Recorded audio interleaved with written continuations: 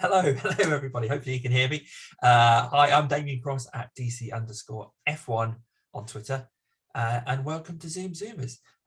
We've already got some people there ready to come in, so I'm just going to let those guys in. As always, apologies if there's any kind of swearing and that kind of stuff.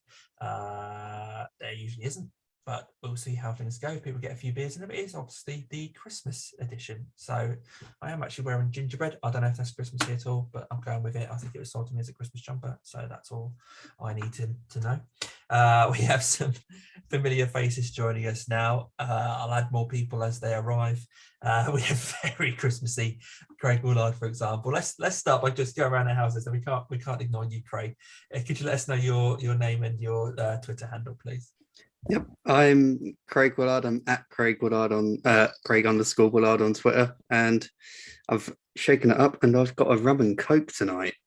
How much rum is in that? That's a pint you've got there, mate. Well, I mean, like, there's a lot more coke than what there is rum, so right. Okay, I'll leave it at that. Okay, good to see you there, Craig, and clearly really getting in the spirit here. Joe, can I take your name and your Twitter handle, please? Yeah, Joe Tanner at Stuff About Cars on Twitter and Instagram. Fantastic. Near, nice to have you back. Can I take your name and your Twitter handle, please? It's been a while, yeah. Near Khan. It's a Near_Khan, KAHN on Twitter. Fantastic. Ian. Hi, yeah, it's Ian Cook from Pop Band Colour, and it's Pop Band Colour on all of the socials. Excellent. Fantastic. Alan. Hi, I'm Alan Bradley. I am a presenter of the Motoring Podcast, and I'm at AJP Bradley. That's BRADLEY on pretty much any of the socials. Thanks ever so much. We've got more people coming. Richard has just joined. Richard, can I take your name and your Twitter handle, please? Yep, I'm Richard Gooding. I'm a freelance motor writer and graphic designer, and my Twitter handle is at richgooding.com. Fantastic. Thanks ever so much for everyone for coming along. Craig, as much as you look like something from the North Pole right now, we've got to talk about the F1 in a short while, but I'm going to hold on and just see if LA appears, because we want to be able to cover Formula 2 and that kind of stuff as well. But let's go to Ian, because obviously Pop and Colour, for people that don't know, obviously you're an artist and quite well known in the world of cars, because you paint with cars, but also you do lots of other things that people are presumably now looking out for gifts for petrol heads out there. He is very busy at the moment with the old going to the post office on a daily basis, getting presents in the post like that, like stickers like that, just like that. Is that your?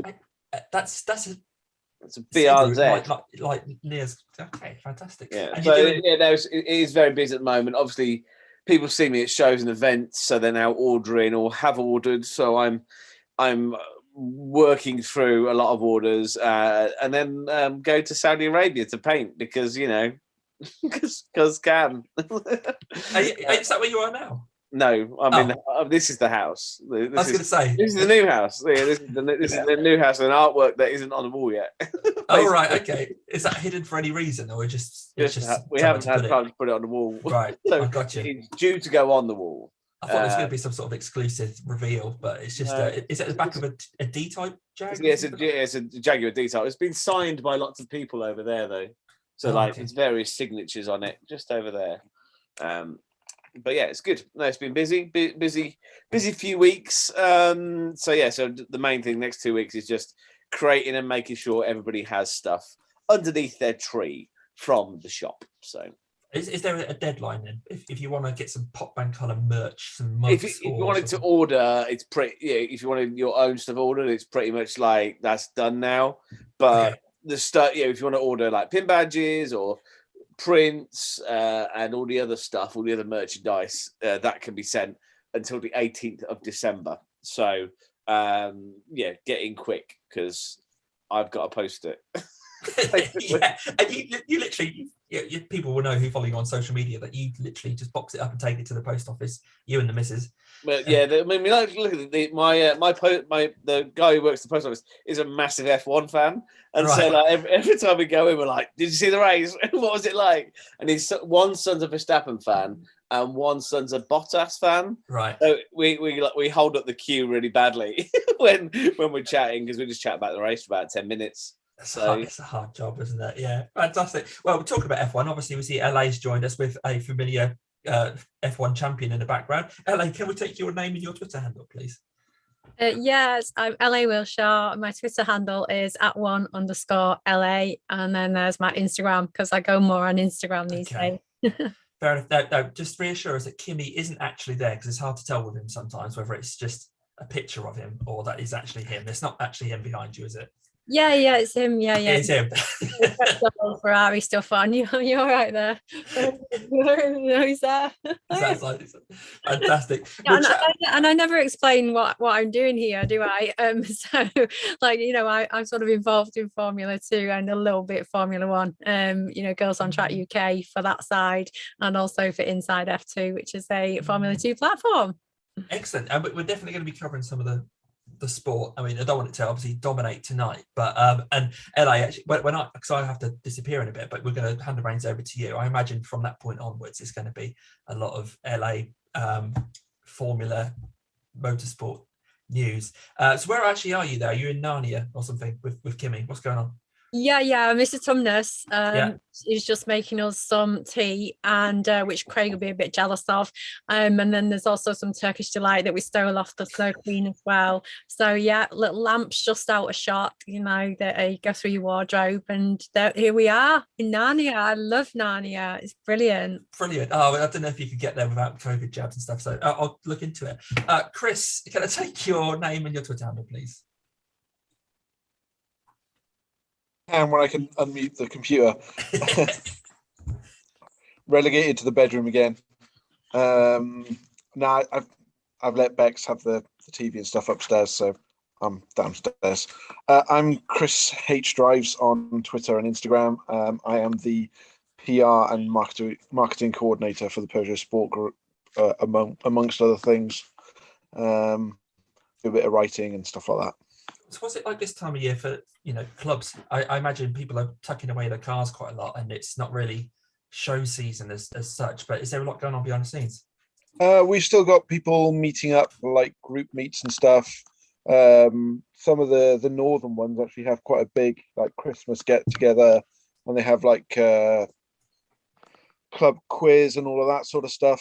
So there's bits and bobs going on. We're still recovering from NEC Classic Car Show and all the stuff that happened with that. So we've had a load of new members from that, and then we've also seen a load of people who used to be members come back and join us. So yeah, it's all good at the moment. All good. Yeah, it sounds good. How is the world of Peugeot? I know it's a very, very big open-ended question, but I was just flicking through eBay earlier, and there was like a 405 MI16 for 10 grand. I'm just like, what the hell's going on?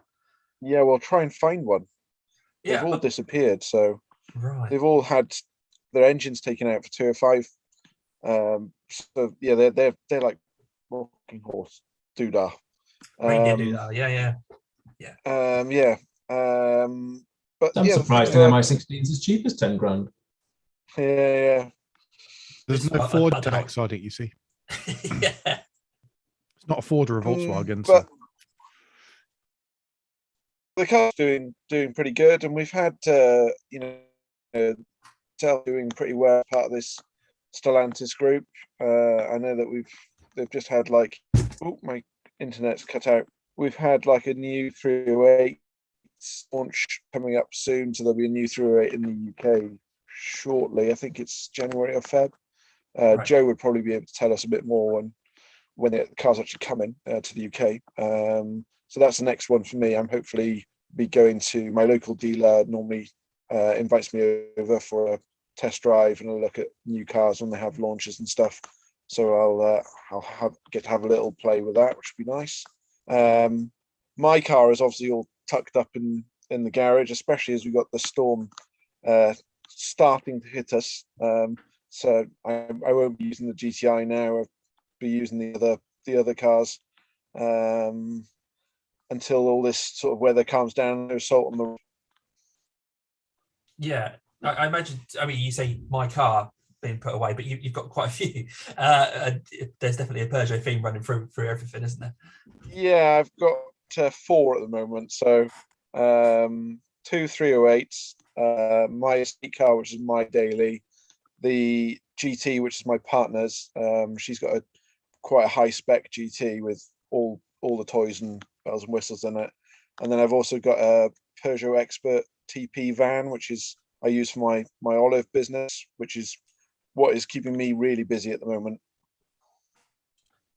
Now you mentioned Joe there, who may have some idea about new car stuff. So Joe, we'll come to you. Well, before I ask you about new cars, which is kind of the day job sort of stuff, what is it? What car are we looking at there on your jumper? Can you not tell? Pretty iconic shape. In fact, I think they got it trademarked, didn't they? The Defender. It is a Defender. You know what? From here, I don't know if it's just because it's red and it threw You have me to off. get a bit closer. I didn't spot that it was actually a Defender. Yeah, It's either that or an Ineos Grenadier, but you know Ooh, what? you didn't go there. They are very. Mention mine as well. Forgot to mention my get up. I've got a full-on elf suit going on. Yeah, you and Craig, I've got to get back to work making those toys straight after this, haven't you?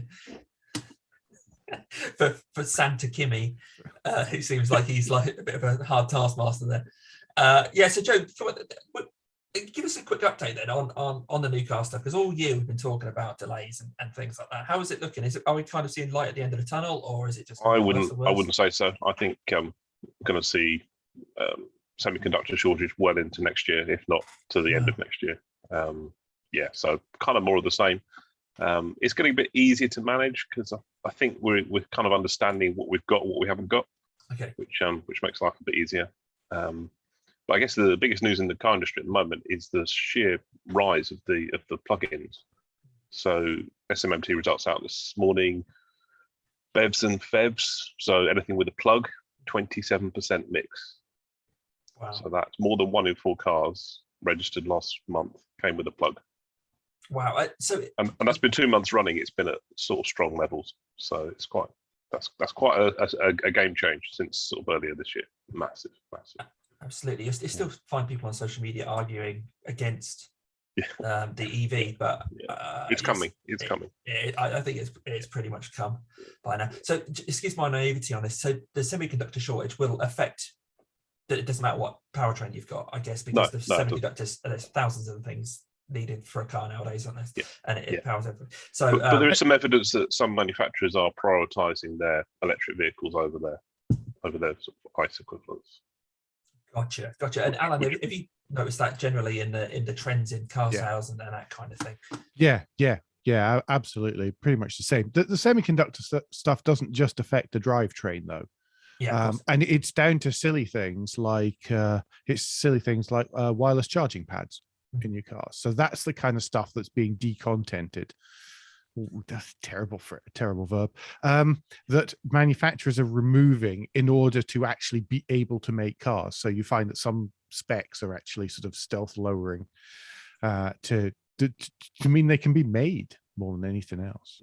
There's kind of three things they can do. They can not build the car at all. Mm-hmm.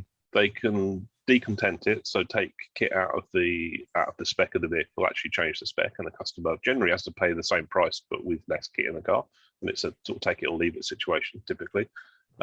Or they build it without the kit and they retrofit it later.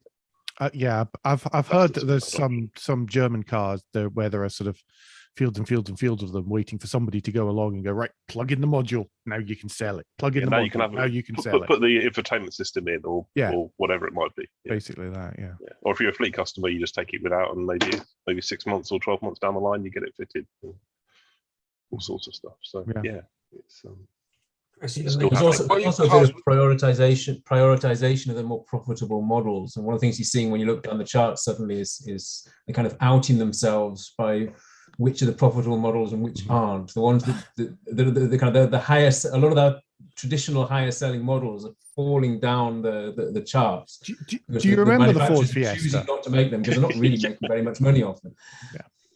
Yeah. As I say, do you remember the Ford Fiesta? Exactly. We don't. I think only Corsas get sold in that segment. It's either a Corsa or a Yaris by the looks of it. Yeah, about that. Or a now or a Mazda 2. This is Mazda 2 all over, or Mazda 121. Remember those days when it was one point it was the same as a Kia Pride, another time it's the same as a Ford Fiesta, and Mazda 2s is always going to be leaning on something else quite heavily. But Nia, actually, in your world of working for Plaza and not building consumer vehicles as such, does this chip shortage affect you guys? No, we're not seeing any effect at all. Okay, so are there systems on your vehicles which need these, but you can get hold of plenty, or do you guys you don't need these kind of systems in? I'm not aware of us having any trouble getting hold of this kind of stuff. I mean, it's different supply chains. It's kind of I imagine one of the problems that is shared between the military industry and the automotive industry is that they tend to actually use older generation hardware. Especially in the military, it's something before it gets signed off. It needs to be absolutely mature and reliable, and then it only actually enters production 10 years later. By which time it's really very, very out of date. And then one of the problems that the automotive industry is seeing is that the hardware they're using relative to the speed at which this stuff gets developed is relatively out of date, and that the manufacturers would rather manufacture the new stuff. Yeah. On the other hand, the military pays a lot more. So if you've got a bag full of chips, you'd rather sell them to Lockheed Martin, who's going to pay you like $10,000 for each one, than sell them to Ford, that's trying to pay you $1.50. I think that's probably what's happening. Yes. So there's no issues from your end as far as you can see. We're not seeing any issues, and we're using a lot of this stuff, and we're as you all know, I think we're working on electric vehicles and autonomous vehicles and all kinds of stuff like that. Right now, we're not seeing any issue. Cool, good to know. Actually, Chris, I mean, I often see you popping up with a wish list of caterers. So I imagine that kind of industry is still doing all right out of all this, isn't it? If you can't find your Ford Fiesta because it's a massive waiting list, just go get a catering, right? Well, their waiting list is getting even longer because they're having a knock-on effect because they can't get hold of engines and ECUs and stuff that they would normally get hold of from Ford, because Ford are keeping them all to themselves. More than that, they've actually cut an engine. So they used to have the Sigma engine below the Duratex, and it's just very quietly disappeared from their new car lists. So it now goes 270 the 170 the new Suzuki powered one, and then it just jumps straight to a 360, which is a 1.8 Duratec, and there is nothing in between. So I can see them having a few problems at the moment because there isn't a suitable engine to fill. I imagine they'll be getting something else from Ford or potentially another manufacturer. So it's quite an interesting time with my dream car company. So I'm waiting because I'm hoping there's going to be something interesting like coming out to fill that void. So quite interesting. It is a definite gap that they need to fill, I guess, unless they're kind of working furiously behind the scenes at alternative powertrains as well, and alternative fuels. You don't know what the market's going to really on the same thing. There's Morgan have seem to be doing exceptionally well with their new cars. So their new 2 plus 4 and plus 6 seems to be doing extremely well. The waiting lists are still fairly long, but they're selling, I think, extremely well from what I hear from people in the industry and stuff. So it shows that the British sports car industry is not dead yet. It's still going, still there, it's hanging in there. Definitely, yeah, it won't go away while there's people with sheds. There'll always be cars being built. Good to know. Richard, let's throw to you before we start talking about motorsport, because we know you as a car journalist often talking about green cars and that kind of stuff. What's been going on recently in the car world from your point of view? Well, Wednesday last week wasn't very green at all. I got invited to drive 2 McLarens, and having never done a supercar before, not going to really. So we went to Millbrook for couple of hours. Drove a GT, which is the entry level car, and a 720S Spider. We each got bundled with a pro driver, and we did some hill route stuff. We did some 0 to 125, whatever it was, and then braking stuff, high speed bowl stuff. And I think it was the first time the journalists have been showing the cars properly. So that was interesting because it's amazing how when you're pottering around at 50 or 60 in comfort, how docile they are. Yeah. And then when you switch it up, how intoxicating and exciting and whatever else they are. I mean, we lost the back end once, which was slightly scary, which made for a bit more of an exciting lap.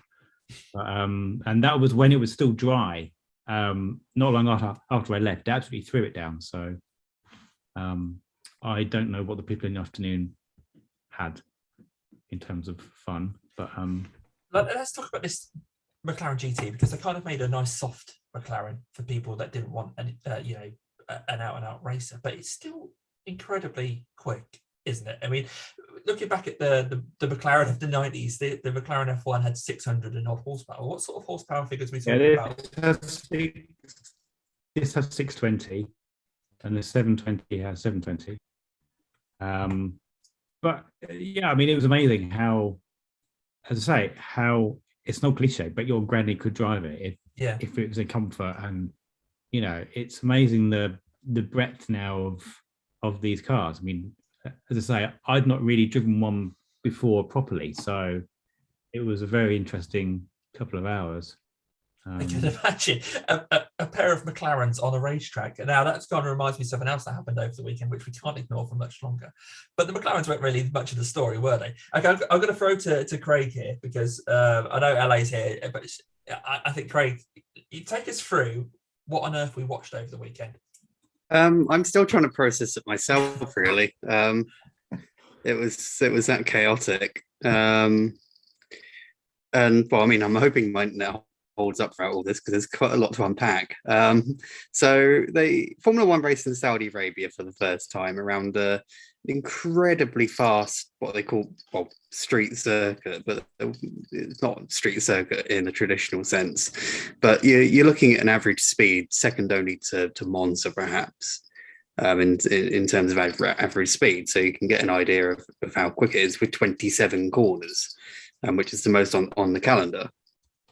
So there are walls everywhere. You've got curves everywhere, and predictably there was some big old whacks with the barrier, and the two title protagonists ended up having a few scuffles again. So we had a situation where Max, it really sort of kicked off in qualifying when Verstappen was on course to take an incredible pole lap by about 0.4, maybe half a second. He locked up into the last corner, ran wide, hit the wall. So that relegated him to third, when he should have been on for a pole position. And then at the first start, all seemed pretty rosy from Mercedes. The pair got away, Hamilton leading Bottas and then Verstappen behind. And then we had a safety car for Mick Schumacher, who had lost it going into turn 22, which has now become a bit of an infamous corner for the amount of victims it claimed over the weekend. At that point, Mercedes decided to pit both cars. Bottas craftily held Verstappen up, which he, strictly speaking, wasn't allowed to do, but he got away with it. And then after Mercedes had pitted both their cars, Verstappen had stayed out, so had taken the lead. And then they threw a red flag, which meant that Verstappen was allowed to have a free pit stop, free tyre change under the red flag. When they got racing again, Hamilton got a better launch than Verstappen, but Verstappen just barged him off the track, kept the position, and then immediately had another red flag because Sergio Perez had had a bit of a scuffle with Carlos Sainz, I think it was, or Charles Leclerc, one of the Ferraris, and Pierre Gasly. So cars everywhere, all over the place after turn 4 or whichever one it was. Yeah, something like that. So we had another red flag, and then when they got going again, Hamilton and Verstappen, once again, they kept barging each other off the track.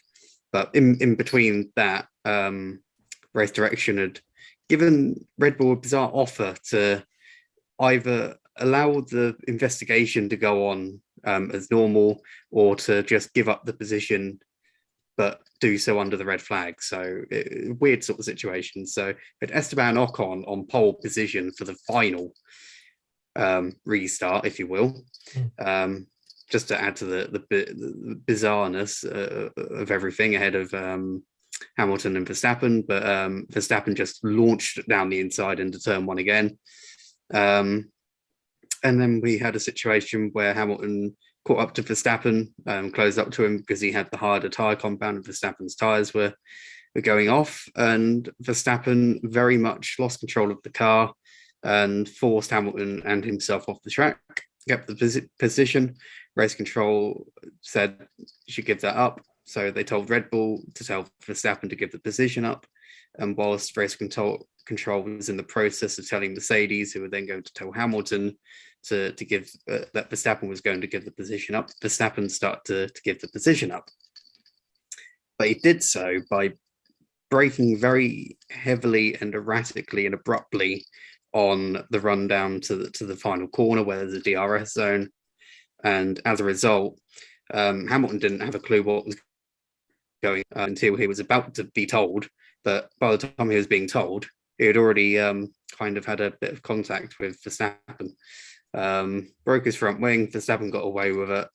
But Hamilton's car wasn't too damaged in that, but it was all a very bizarre sort of set of circumstances. Eventually, Verstappen gave the position up, but then decided to illegally retake the position. Then got a time penalty, and then Hamilton overtook him on the track anyway, but not without forcing Verstappen off the track as well. And then Verstappen got another time penalty after the race for the braking erratically in the middle of a straight. That's the short of it. The implications, Simple, huh? Yeah. the implications of it all is, I think it's safe to say they hate each other at this point, and we've got a situation now where the pair are level on points after 21 races, going into the final race, winner takes all in Abu Dhabi, basically at this point. You refer to a bizarre set of circumstances. I can't help but smile at the fact that we're talking to an elf with baubles on his face who's drinking rum and coke, talking to us about Formula One in Saudi Arabia. But what do you feel the general consensus is from, you spend a lot of time on social media, but what was the general consensus from people who are viewing it? Do they feel that this was exciting racing? Was it a bit weird? Were people losing track of what was going on? Was it what do you think the general sense was? Is there lessons for F1 to learn from this? I think in terms of drama, like, it's just off the charts. My sister was watching it, and my sister doesn't care about Formula One. And like, people who would not normally watch Formula One would have heard about this and would be absolutely fascinated by what was going on. But in terms of the actual quality of the racing, it was farcical. But at the end of the day, it was pretty dismal. The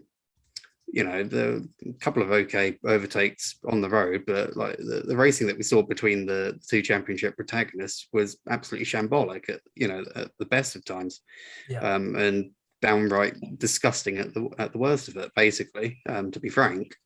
But in terms of out and out drama and, oh my God, this is amazing for the championship, and oh my God, this is amazing for Formula One in terms of a sporting and a drama and all of that sort of context, like, absolutely brilliant for it. But I can't recall a race being so farcical yet so entertaining at the same time. Yeah, Craig, can I just ask, do you think that the main reason for these problems was the fact that it is a combination of a very, very fast circuit and no runoffs?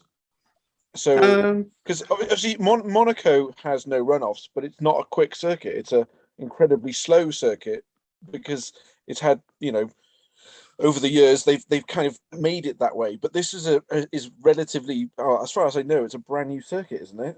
Yeah, brand new circuit, and it's incredibly quick. I don't think it's necessarily the circuit that's the reasoning behind the driving that we saw from Lewis and Max. I think it's a number of factors, because we've been seeing this driving from the pair of them for much of the season, and it just seems to be getting worse and worse and worse as time has gone on, and with the lack of consistency and sort of like ruling from the stewards. I know people like hate on having the stewards getting involved in this, but there's a difference between letting them race and then literally bullying your rival off the circuit, as far as I'm concerned. So the lack of discipline that's been given, that Max has been given ever since he joined Formula One, really has put him in a position where he's able to drive like this and basically get away with it. He keeps constantly putting himself in compromising positions where the other driver is going to have to back out, because Max is in an advantageous position regardless, because he has the championship lead. So really, what has Max got to lose if he puts himself in that position, other than perhaps possibly risking coming off worse in a collision? But he knows that Hamilton's going to back down, because Hamilton's backed down in most of the situations this season, like the only exception really being Silverstone, where Hamilton had to get through and get onto the lead because of how difficult it was to overtake there. That's exactly the mind games that Max is playing. I think the lack of runoffs caused the red flags, which set the scene for everything that was happening. But Max's all the places and times where he was a naughty boy were taking advantage of the parts of the circuit where there was runoff and where he knew that he could get away with it, and then knew that he could go wide and come back onto the track again. He wasn't messing around on the places where he was going to slam into a wall when he did that. And it's that mind game. He's making it very, very clear. He's got the upper hand because he's got more wins, and we can ignore the fact that one of those wins was Spa. We'll talk about that afterwards. But he's got the upper hand in that they're going into the last race now, and if neither of them finish, Verstappen's the world champion. And so Max has been sending a very, very clear message to Hamilton for a couple of races now, saying, I am not going to back up. I'm not going to be the one that breaks. If we're playing a game of chicken, I am not going to break. And he's kind of breaking Hamilton's nerve, because Hamilton's not had to deal with anybody for a long time who's behaving like that on the track, who's not just basically, when it comes to the crunch, realizing that he's the faster driver and he's going to let him win. He's causing Hamilton to think twice in a sport where you just don't have time to think twice, and that's what's giving Max the upper hand. That's the game that he's playing, and it's a very dangerous game. Especially, you said there about there being a little bit of runoff, and I think Max uses that to his advantage, because it's not quite like Monaco, because there are corners where you can just run off and rejoin a little bit further up. And I think in a few of those battles, we saw Lewis trying his hardest to stay within the white lines, and then other drivers, Max included, kind of going, oh, I might as well just skip this and deal with that in a minute. Whereas if they were walls, that would have been game over. But I think Max can push Lewis into kind of backing out, because Max knows that he's still got that little bit of runoff. But he's playing a very clever game. He's been very clever in where he's trying to do these things. Even the brake test, it wasn't that he suddenly slammed on the brakes. He'd actually slowed down quite gradually a long time before that. Like, he'd clearly slowed down. What he wanted was Hamilton to overtake him before the DRS marker, so that he could then take him back. And Hamilton wasn't going to fall for that. Yeah. And then he brake tested him to try and force it to happen when it was too late. But it wasn't that they were flat out one behind each other and he just slammed on the brakes. He'd slowed right down by then. And Hamilton was clever enough not to overtake him. Yeah. Yes, it's definitely a smart game that they're both playing, and that capacity for race drivers to drive at the limit, but also think about the bigger picture. We see it in spades with it, and they were just even though they were battling, they were still pulling away from the rest of the pack, which is fascinating to see. But Verstappen's not done his homework, has he? Because he's not looked back at the Vettel brake test with Lewis, because Vettel didn't come off very well from that. I just want to ask one really quick question, though, Craig. Is there, I think there might used to have been, I'm not sure if there still is, the capacity, if there's a collision in the final race and it is very, very clearly Max's fault, is there a way that the powers that be can deduct him championship points? Hopefully my internet holds up because it's being a bit patchy, but they can definitely, I don't think deduct points is perhaps on this car, but they can definitely chuck him out of the championship like they did with Schumacher. But it would need to be a blatant, clear cut. He blatantly took him out, like how Schumacher did. Perez did it, and Perez got knocked out of the championship. That'd be great. for but I mean, I don't know what would happen in that scenario if the second driver would perform in such a way. Ultimately, that's a totally unprecedented situation in its own right. But that's going to be a case of we'll have to wait and see on that one. But certainly a driver can be chucked out of the championship for foul play like that, like how Schumacher did in 97. Yeah. But it would have to be blatant. I mean, there's nothing saying that you can't blatantly put yourself in a compromising position, because Max has been doing that all year, tactically or otherwise. So I'm not sure how unprecedented a lot of this stuff is. A lot of it's actually more about, there's more transparency than there used to be. The Prost, Senna, 88, 89, 90, the same thing happened. The same things basically happened between Schumacher and Hill and Verstappen and Villeneuve, and these things have happened. Also, the plea bargain, the plea bargain yesterday, where we heard it all live on the radio. It's like, well, how about you start third, and then we won't have to investigate, kind of thing. The only thing that's new, I think, is that transparency, is that we're hearing this on the radio. It's not like there hasn't been dirty politics and dirty decisions and all this game playing going on in the past. We knew it was happening, but it wasn't broadcast live for us to hear over the team radio. And I think that's if you want to bring kind of the Netflixization of what's going on, that's the difference. Is that you asked at the beginning, was it a great race? Well, no, it wasn't really. Was it a dramatic race? Oh God, yes. And that's the kind of the Netflixization of what we're seeing, I think. Yeah. As someone who's not a Formula One fan, looking at what I've heard and the little bits that I've seen, to me that circuit looks like it wasn't made for Formula One cars. It was built for other races where they don't need to have big runoffs to get rid of their speed. And I don't know. I see that some of the other circuit, like fast circuits like Monza and stuff, rely on the more old-fashioned idea of having, runoff areas, gravel traps, all this sort of stuff that will help slow cars down and stop them from going into slamming into walls and potentially being able to get back onto the track, get to the pits, and carry on. And I don't know. It just seems a bit weird to me that there's these brand new circuits that you've got, very little runoff, and then you've got just a concrete wall. The cars are so safe, well, comparatively. I think the thing is that the Abu Dhabis, all these circuits, they are built as entertainment now. Whereas Silverstone and Monza, they're the historical classic circuits. Whereas, having been to, I went and painted at Abu Dhabi in 2019, the first race, 2009. But they're built like amphitheaters. Like the crowd is over the circuit looking down. Whereas at Silverstone, you're on the ground at the same height as the cars. So it's built as the F1 is an entertainment delivered to you. Yes, there are teams and there's history with all these different teams within it, but also I think now with the likelihood of with social media and how people engage with it, and I think what's kind of fascinating now is that you get the team bosses become part of that entertainment. So you've got the Christian Horner and Toto Wolff, and those characters, as well as the drivers, become part of the story, which Neil said about the Netflix.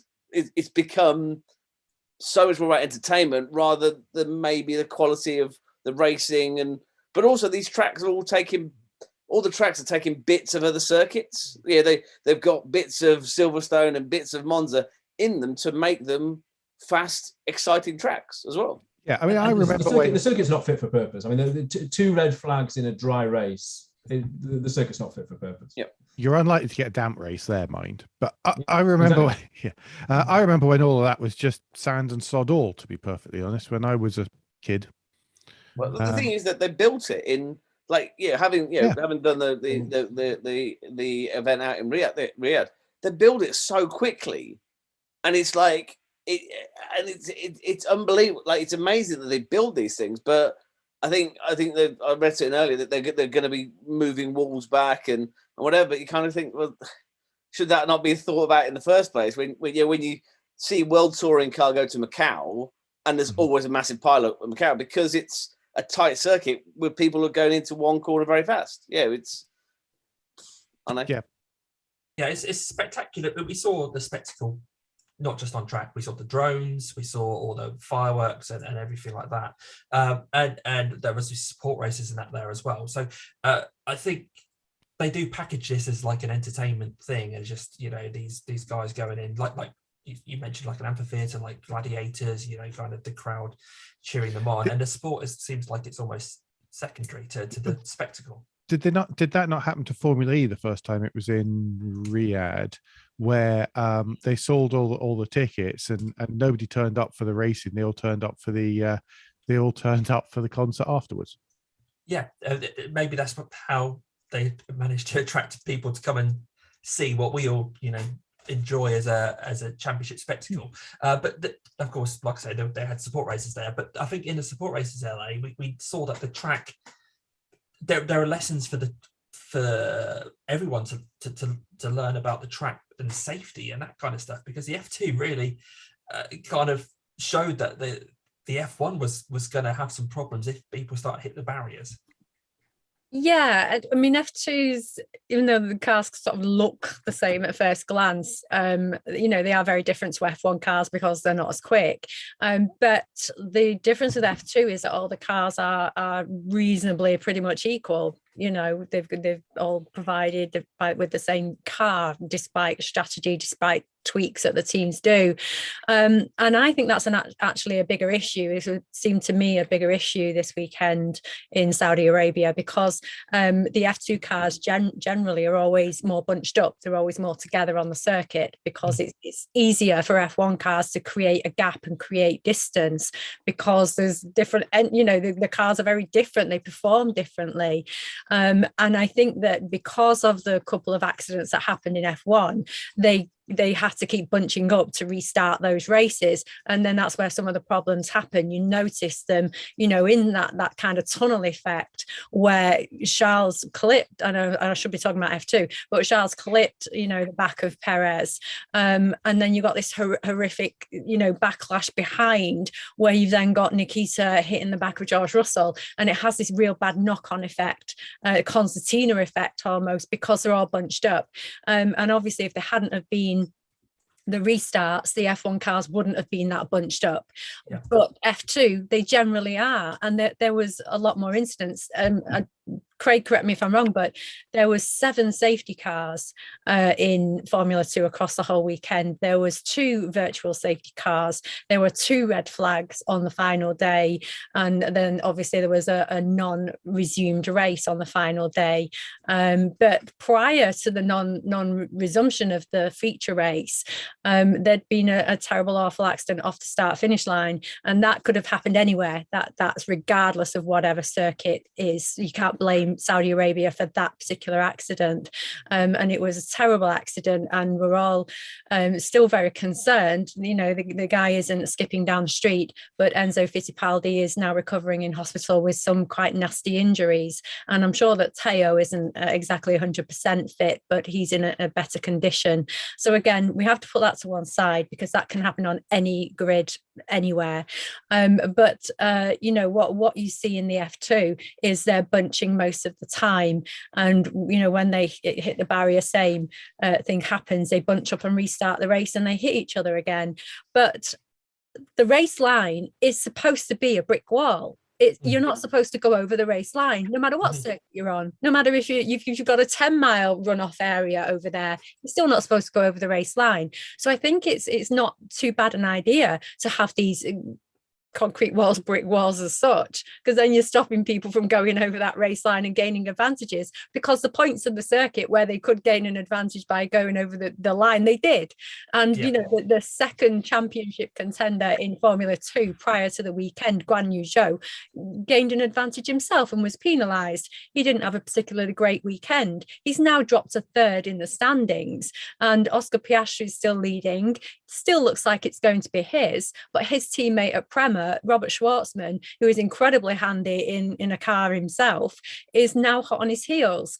He's probably not likely to win the championship next week above Oscar, and not unless absolutely everything fails. You know, Oscar doesn't score a single point, you know, and Robert goes ahead and wins all 3 races, but and qualifies and gets fastest laps, you know, and does all of this.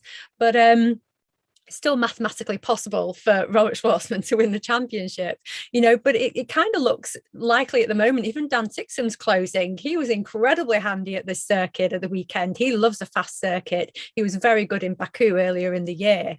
But, you know, it might even end up that Guan Yu Zhou, who's going into Formula 1 next season, might finish 4th in the Formula 2 championship at this rate. It doesn't matter to him. Of course it doesn't. But This I is think what I was going to ask you. I mean, is Guan Yu's focus no longer in the F2 championship? Is it kind of like, it doesn't matter where I finish now? He's already got his 2E offer. He doesn't care how he does it in the actual. Well, I mean, he's still a racing driver at the end of the day. I'm sure he still wants to go with, you know, a trophy in his hand. But he's just had a sort of an unfortunate, you know, he didn't do too bad. He did a couple of bad things and a couple of good things, but inconsistency, you know, that's been his nature really at the end of the day. And that's why he's not leading the championship and running away with it. But we've, you know, it's going to go down to the wire again in F2, which is really great. We always sort of like it to go to the last race weekend. This weekend, though, we had a couple of unexpected wins. We had Marcus Armstrong, who's sort of flayed around in the background, you know, he came in with such promise, but not really delivered. And, you know, and he's only had 3 other podiums, I think, in F2. And we had Bent Viscal, who got a podium for Trident earlier in the year, and he's dragging that team kicking and screaming, and he got himself another podium, and I'm really happy for him. What a really nice guy he is. And Ralph Boschung, eventually 5 years of F2, he eventually gets himself a podium. So a bit of a mixed weekend as well for Formula 2. Yeah, and so just kind of go back a few steps there. So who's the title now between for Formula 2 then? So it's Oscar Piastri, who's pretty much led it all the way along, and Robert Schwartzman, still mathematically possible, who's his Prema teammate. Guan Yu Zhou still in, I think it's still possible for him. Craig will know this more than myself, but I think maybe Dan's out. Whoever's 4th now, probably. Go on, give us a hint, Craig. Who can? Ticton's 4th, and he's the last person I think who's mathematically in shout. Yeah. So I suppose, yeah, that there's more contenders than there is in F1, but F1 obviously couldn't be closer. But there's still a lot to play for Formula 2. So to go back to, obviously, Guan Yu's going to be joining the Alfa Romeo team. Giovinazzi's been sent off to Formula E. So do we know what's going on with Kimi? Apart from being in Narnia with LA. Yeah, Kimi's putting his feet up. Yeah, he's going. Yeah, he's off. He's going. It's Bottas, isn't it? Of course it is. Yeah. So Bottas and Joe are going to be at Alfa Romeo, and Kimi's putting his feet up. which he's kind of been doing for a while now. But oh, good to know. Good to know. So actually, talking about obviously Kimmy there with a Santa hat on, one of the tasks I gave you guys during the week was or during the month since the last Zoomers was to think about what kind of car Santa would have as an everyday car. So have you guys had a chance to think about that? Let's start with well, I see that Richard's nodding along, so we'll start with Richard. Well, there were 2 or 3, but surely it has to be a Riley Elf. Oh yes. Surely. Oh no, I think Alan had Riley. Rubbish Elf, in snow. No, I'm just not that. I'm not that. Honestly, I'm not that witty tonight. No, No, it or didn't, ever. it To be didn't honest. come from me. It came from either half. So. Oh right, okay. Nice one, Nick. Riley Elf. Okay, for no practical reason, Okay, just because it was called an elf. That just makes complete sense, actually. Yeah, fair enough. Fair enough. Alan, what did you have then? I didn't really have. I was kind of hoping I'd be left towards the end. To be perfectly I honest. can leave you towards the end if you'd rather let other people go first. Yes, I don't want to take anyone else's choices. Okay. Have you got a list there of ones that you'll pick up if no one else? No, I've got practically nothing, so I'm looking for inspiration. Okay. Yeah. Okay. Let's go to Chris. Oh, but nobody heard that. No. Well, I had a little thought. I thought Santa's likely to be quite a practical man. He's I kind think of so.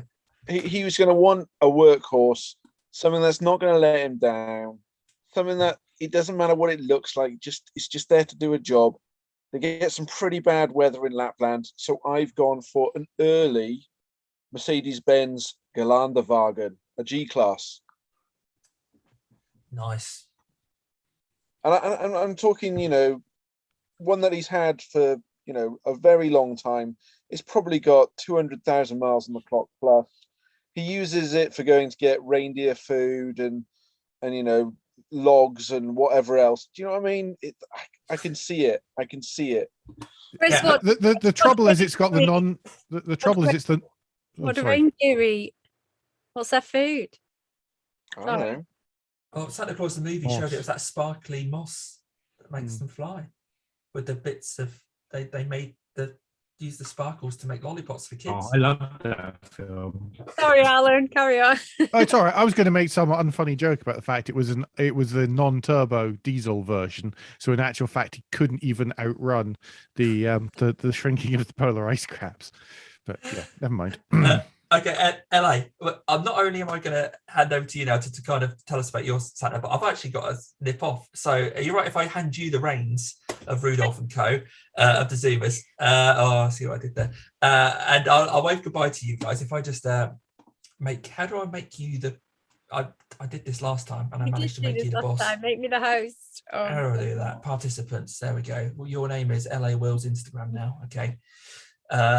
Make host. Hopefully you'll get a notification to say that. I am the host now. So if you, whilst I go away, if you want to let us know what your ideas for Santa's car is, and I'll catch the rest of you guys later. The next ZoomZoomers is on the 3rd of January, I believe, and a guy who we're hoping to have on tonight, we'll hopefully have on next time. So until then, guys, I'll see you later. It will still be live on YouTube, so I might even catch it in 10-15 minutes to make sure that LA's not still going on and she's actually giving everyone else a go. But I'll catch you guys later, and I'll see you in January. Merry Christmas, Damo. Cheers, mate. You too, guys. Yep. Okay, well, I'll just go next and I'll get It's me gone out of now. the way because I don't know what my car's called. So you guys have to help me out because, I don't know much about cars. So I'm not going to go for engines or fancy names. I just go for looks, right? And so I'm going for this beauty. And it's American. You'll know it's American already. I'm going for this beauty. You can't see that. Oh, can you see? Is that not one of size? There you Yeah, go. say that I thought looks that like one too. of Simon's. It's a Chevy. Is it Chevrolet? No, that's a Cadillac, isn't it? Yeah. Oh, is it a Caddy? Okay, Yeah. yeah, that one's is just go around car, because it doesn't like fly or anything like that, like his sleigh does, but it still looks quite fancy, and he'll be there, picture him rolling. So there you go. That's my Santa car. Kind Okay. of similar to mine, actually. Oh. So You have a I car think- like that? I think Santa, because he doesn't work 364 days of the year, he gets to be in whatever country he wants, do whatever he wants. So he has multiple cars in different places. And while he's in the States, he has a 70s Cadillac convertible. You know, he's a big chap. He needs a big, comfortable car. He's got no place to go, nothing to do, so he just cruises around in his 70s Cadillac. And then when he's in Europe, he has a Citroen DS. Again, just cruises around in it. That's your choice. Is that your choice, Joe? Yeah, I'll go with the Citroen DS. So at least it's different from yours. Ella. What colour are you Amazing. going with? Colour. Oh, colour. They probably don't look good in red, do they? Because that would obviously be Santa's colour. So no, not red. Just a 70s bronze of some sort, I reckon. Yeah. Go on, They did Neil. like a deep red. They did like quite a dark-ish red. It looks all right in that. I'll stick with the bronze. Go on, Nia. What were you contributing? Well, you see, I had a completely different assumption. I also thought, he works very hard one day a year, delivering all around the world, probably in some great big, one of those Tatra Trek trucks or something. Then I thought, but it's not that he doesn't work the rest of the year. He's actually very busy the other 364 days of the year as well, because he has to make sure, he has to see if the children have been naughty or nice. So actually, the whole of the rest of the year, he's not, unfortunately, he can't just be cruising around in a nice Citroen DS. He's got some surveillance work to do. And so I figured that if he's spending the whole of the rest of the year spying on children to see if they're being naughty or nice, he needs, a nice subtle van that he can park at the end of the street with. This is getting very sinister. And then he can Spying on fly children some is already the drones from 70s and Rolls stuff. Royce. Well, but again, it needs to be something international. This is the thing. It needs to be something that's not going to stand out on a street corner. So, in the States, it could be a GMC or something. But that would really stand out in Kensington.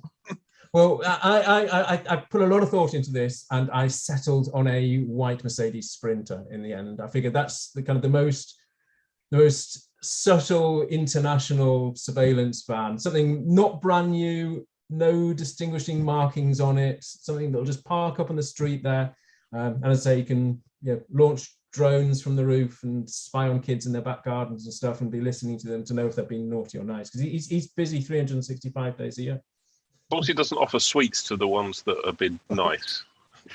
Oh, no. The doors are closed. None of that. Well, Ian, you're next on my hit list. So, what are you? Well, I personally, I think, see, I would have gone for some kind of Land Rover, like a Defender type of vehicle, but then I realised, obviously in America they didn't really have the Defender, but they did have the SVX, which is a two-door one with the open top. So I think he'd have a Freelander, but the two-door one, which had the back, this kind of soft top back on it, with the K-Series engine, because the K-Series engine very reliable. So I'd gone a Freelander. However, more recently, you get a really good exchange on it. So I think he's probably gone a bit more lifestyle. So he'd go for a 110 new Defender, because basically it is a Discovery. So you've got a good chassis there and whatnot. But until last week, when he watched Top Gear, obviously the Chevette was on there. So he's just changed that completely, and he's actually got the blue Chevette that was on Top Gear last week, because obviously it was the most reliable off-road car out there. Okay, sounds good. Craigie, what about you? What's your idea? Well, I don't quite agree with the idea that Santa is like a massively practical person, because who on earth who is practical has a factory in Lapland? So surely Santa is going to have the least practical car imaginable for an old fat bloke. So it's got to be in red, obviously. And the least practical thing that I can think of off the top of my head has got to be a pretty old Ferrari. That's fast. Yeah, that's fast. Not very incognito, but then again, neither was my choice. So he'll be spotted. Absolutely. Right, Richie Rich, what about you? You're done already, Riley out. Oh, sorry, you. Well, I wasn't sure. I couldn't remember if it was Alan or Richard, because I was too busy messaging at the time. So if you've gone, then Alan hasn't gone. Is that right? Yeah, that's right. I'm so sorry. It's easy to mix up. You look like twinsies. So yeah. Oh yeah. People regularly mistake us for each other. So I was having to think and thinking, well, okay, so maybe the G-Wagon's a little bit on the slow side. So the answer really is something that would work in Lapland, that is well proven in the snow and the ice. And that started me thinking about Iceland, and where Toyotas are incredibly popular.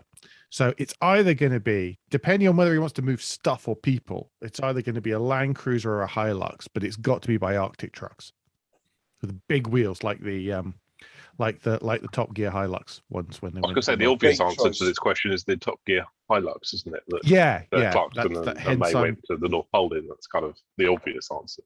that's where I ended up, because I had no better ideas. I think Rich had some really good, some other good puns actually. You Yeah. want to give us some of those, Rich? Oh, they were mine. Yes, there was a Hyundai Santa Fe, which I suppose is the obvious one in terms of name. A Clausvet is a Corvette, and I was told that the reindeer are apparently female if they haven't got antlers, but I thought they were male. But anyway, Rudolph, I would hope, is male. So if so, why not a Triumph Stag? Don't know. Or Reliant Robin, just because of Weekly. Reliant Robin, like you get stuck in it, like getting stuck in your chair. Make a song out of it. The song's got stuck in a Reliant Robin. Doesn't rhyme. Chris, what about you? I still think Michael Anderwagen's the right choice for the man. I could see him, lugging around stuff in the back, and when he's not doing toy stuff, when he's doing stuff for his reindeer and that sort of stuff, he's in the middle of nowhere. It needs to be a real workhorse, something that's just going to keep going and not let him down. I stand by my G-Wagon choice. Oh, he's got loads of elves though that can fix it if it's not very good. I don't think my car's like very reliable, is it? But he can't just like go off with the elves and people will see him. It's got to be something that he can be a bit incognito and a bit stealth bomber, and a slightly rusty G-Wagon. No one's going to bat an eyelid. And actually, the type of people that do drive rusty G-Wagons do look a lot like Santa.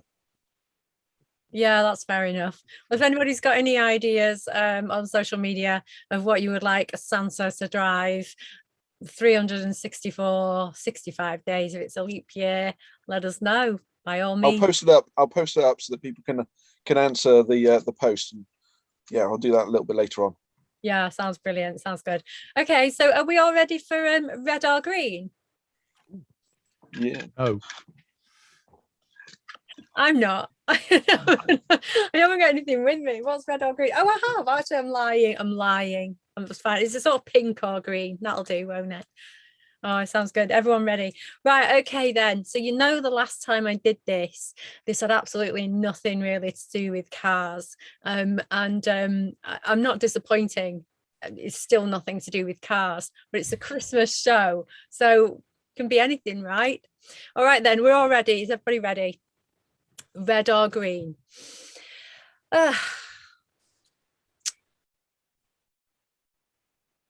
We had a question at the beginning of the season and we've all answered it, but I'm going to answer it again because I'm going to ask it again because it's quite topical.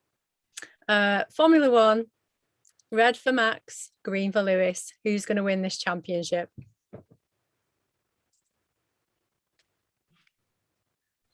Alan, we're all up. Oh, Craig is saying Max. Oh, it's more Lewis, more going Lewis's way. Nice one. All right, it was car related. That's fair enough. Describe your Christmas spirit. Are you more like Santa, who's red, or are you more like the Grinch, who's green? Oh, more Grinches. No, you can't be both, Chris. Can't be both. Got to pick one.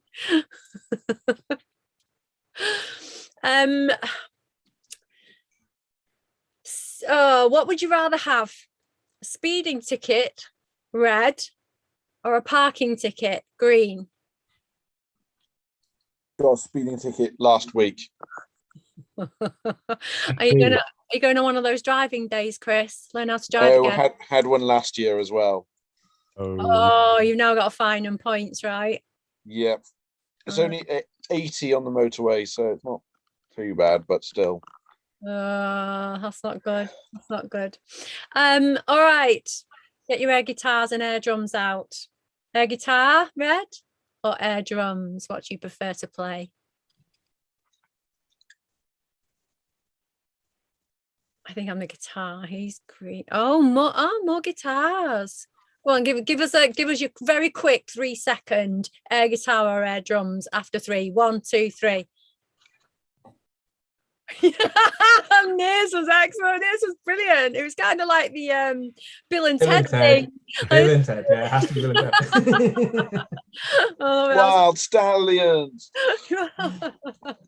I haven't seen the latest one. I'm going to have to watch it, definitely. I haven't either. It's finally. It came on to us. It was at our cinema here just for 1 week, and I missed it. And it's finally come onto VOD, so I need to watch that soon. Oh, amazing! Let me know how it is, and then I'll try and find it myself. Right? Okay. What do you prefer? Silly Christmas hat or silly Christmas socks? Red for hat, green for socks. Oh, hats. Oh, green. Oh, it's split down the middle, I think, a bit there. Bit down the middle. Yeah, nice hat there, Richard. Yeah, going with that one. All right. Do you prefer Christmas Day, red, or New Year's Eve, green? Kind of a person, are you? Oh, It's my birthday, so. Oh, that's why. Majority though, Christmas Day. Sounds good. Sounds good. Oh, happy birthday, Richard, in case I forget. Right, okay. What do you prefer to eat? Pigs in blankets or Christmas pudding? Oh, Red or green? there's no question. Despite I like them both, but Puddings. Oh, Joe was hesitating a bit. I can see it. There you go. There you go. No, vegetarian kind of sways me that way. Oh, okay. Yeah, see, no, I didn't know that. I've just learned something tonight. Brilliant. All right, we're talking about drinks now. All right, what do you prefer? Do you prefer a Christmas snowball or a Baileys? What's a snowball? Oh, avocado with lemonade and a bit of lime in. It's like yellow stuff. Dutch. I'll try that. Joe, I can't believe you never had a snowball. Where did you grow up? In Lapland? Hang on, Joe, have you got matching red and green Pontiacs? Yes. I have, I don't know, 25 different Hot Wheels. I've only just noticed you've got red I've been using them the whole time. Yes, I know. ZoomZoomers. Yeah. That's amazing. Yeah. Sorry. That's all right. Hang on. Extra bonus question. Which do you prefer, the red Pontiac or the green Pontiac? Everybody. Let's show them. I don't know if you can see them properly. It's red. I'm going red. I like the red. Red. Oh, we've got some greens. Oh, yeah. 3 of us red. Brilliant. I'd rather Right. Joe's. Yeah, the white one's the nicest. Yeah. Right, wait. Oh, here we go. Right, what do you prefer to do over Christmas? Do you prefer to attend a Christmas party hosted by somebody else, or host a Christmas dinner that you've put on for your loved ones? Christmas party, Christmas dinner. Christmas dinner is Green. Which colour? green. So yeah, it's red or green. So whatever's first will be red. Whatever's green will be second. Yeah, there we go. I like a party because I'm usually the one cooking dinner, so it's nice to go to a party, not to spend 6 hours in the kitchen. Anyway, that's just me. All right. Do you prefer? This is really Christmas related. Are you ready? Do you prefer sweating or shivering? It's such a choice. That one. Some people prefer being cold. What's wrong with you people? It's more Christmassy. I've done both. I've done Christmas in Jeddah. There you go. So no, it's much nicer to be somewhere chilly for Christmas and somewhere seasonal. No, but I like Agreed. because I don't want to go too much everyone's individual stories, but I had a great Christmas in Jamaica and Santa was dressed up and they were playing Christmas carols on the steel drums by the swimming pool. It was just amazing. Yeah, Anyway. that's the counter argument to my Well, it's always cold in this country though, isn't it? So I want to go somewhere warm. Anyway, that's me. All right then. So what do you prefer to do in your personal time? Do you prefer to read books or do you prefer to watch films? think I'm filmed at the minute. Yeah, that's split down the middle. Split down the middle. All right. Do you prefer on your phone? Do you prefer messaging, or do you prefer a proper old-fashioned phone call to people? I hate telephones. Do you? Same. Oh, you've Yeah, all been suck dead it- good. I've suck made it you then. all do something horrible then this year by ringing yous and annoying yous. Oh no, that's different. People can ring me. It's just that I won't ring them. That's the way it works. All right. Okay. Fair That enough. does me too. Yeah, I never want to Much interrupt rather, people. much rather talk to somebody, like, even if Yeah. it's by phone, Yeah, than but- just But I don't want to interrupt them when they're doing something else that's important. That's it. Funny thing is, I'm not remember good when at them. SMSs first started messaging on telephones? I remember thinking, why would I want to send a short message to somebody on a device that I can actually speak to somebody on? And now it's the exact opposite. It's like, what are you calling me for? That could have been a message. Just send me a message. I know, I don't like it. I don't like having to make an appointment to make a phone call to someone. Like, you have to check with people. You have to send the messages first to even check if they can call you. It's like, I just ring somebody these days. The worst is voice messages by WhatsApp and stuff like that. That's the worst of both. Oh no, you don't do that's worst of both worlds. Don't do that. agreed. Where we right. Sorry. We've got, it's all right. It's all right. I'm just, if I'm being too bossy, let me know. All right.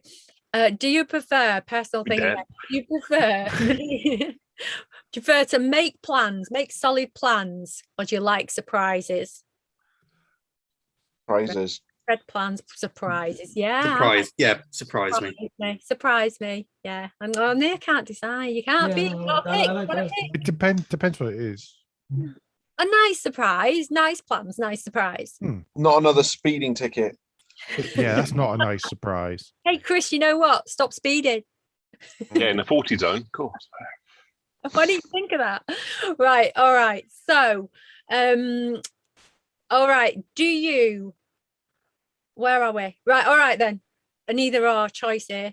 Would you prefer to have a pizza party or a pool party?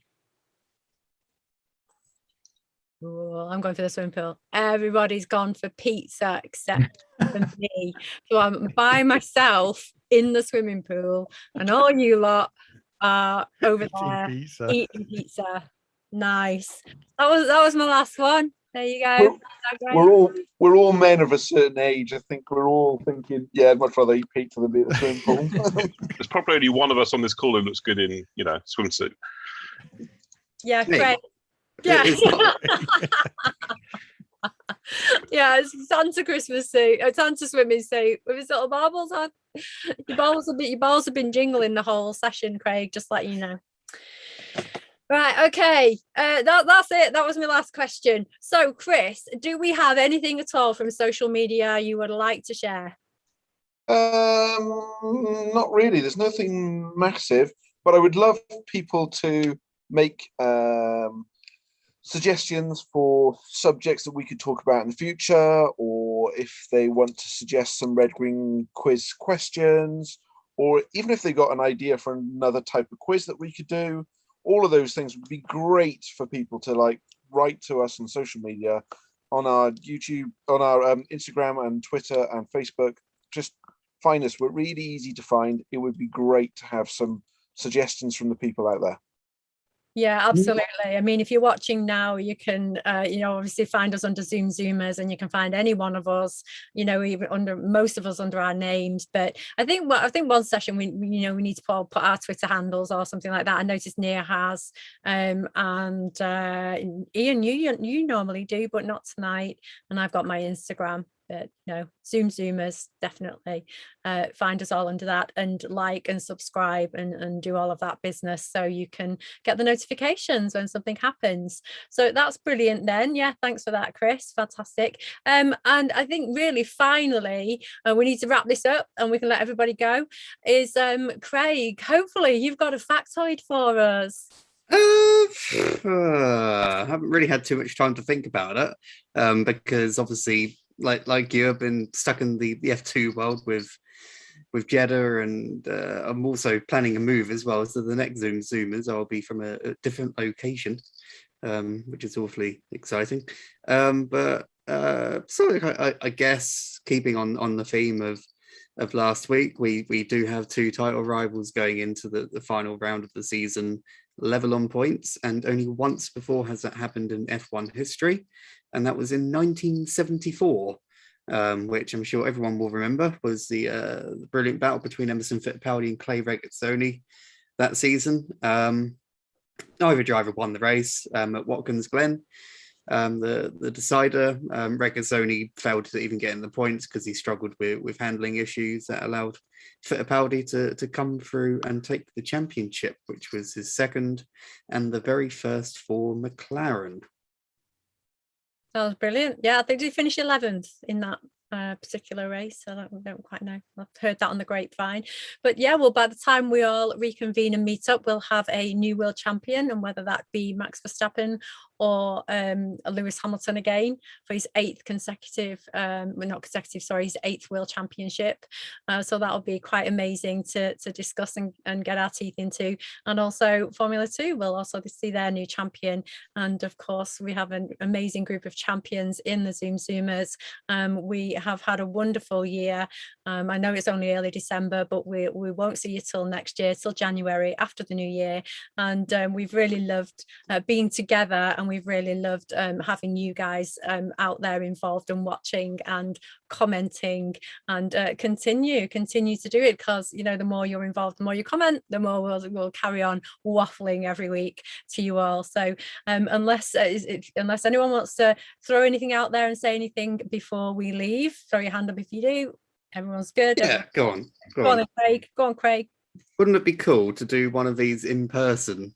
Just randomly just start streaming on YouTube at one of the events when we're all together in the same room. Hopefully, certain pandemics pending and all that sort of stuff. Just a spontaneous ZoomZoomers live, all of us in person, maybe with a few drinks. What could possibly go wrong? And you never know what 2022 is going to hold.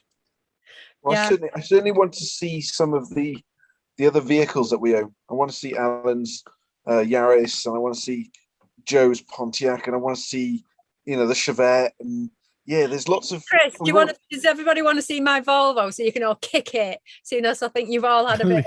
If it makes you feel better, yeah, might make it go better. Yeah, no, I have seen it. What's that, Richard? I have seen it. Of course, yeah, in the summer. You did, I know. Yeah, we definitely all need to meet up again for sure, and get Near back over, so we can meet Near, and and so I'm wishing all the other Zoomers well. We've missed you tonight terribly. We hope you have a wonderful Christmas, and everybody out there too, wonderful Christmas and a happy New Year. And Chris is putting his finger up. Go on, Chris. Happy Hanukkah to Near. Yes, absolutely. I concur. Happy Hanukkah, definitely. All right. Well, love to everybody, and love to DC as well. Thank you for all your efforts this year, DC. It has been a truly amazing experience. I think we'll all agree that we've met some wonderful friends for life through the Zoomers. And and thank you to all the guests as well that have contributed this year too. So yeah, we'll see you all soon. Good luck, everybody. Have a great Christmas and Happy New Year.